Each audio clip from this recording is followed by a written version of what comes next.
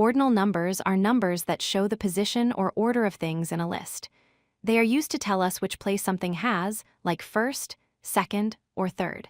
These numbers are important when talking about dates or rankings. Here are some examples of ordinal numbers. First means 1 in order. Second means 2 in order. Third is 3 in order. Fourth is 4 in order. You use these to talk about positions, like the first day of the month or the second place in a race. Most ordinal numbers are formed by adding suffixes to cardinal numbers, which are the counting numbers. These suffixes are cent, nd, rd, and th. You add these endings to the numbers to create ordinals.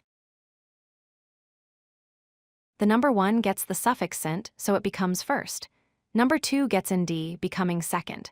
Number 3 uses rd, making it third. All other numbers use th, like fourth, fifth, and so on. Remember, these rules help us speak about order correctly. There are special cases with numbers 11, 12, and 13. They always use the suffix th, like 11th, 12th, and 13th.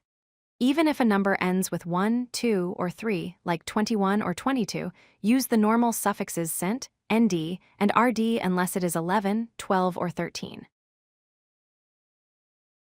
Ordinals are often used in dates to show the day of the month. For example, March 1st, July 22nd, and October 3rd use ordinal numbers. Notice how December 11th uses th because it is one of the special cases. Ordinal numbers also show rankings or positions in competitions. For example, saying someone finished in first place means they won the race. Saying he is third in line means he is the third person waiting. Ordinals help us understand position clearly. Practice using ordinal numbers by writing your birthday date with ordinals. Make a list of your top 3 favorite things using ordinal positions. Describe a rank or position in a competition using ordinals.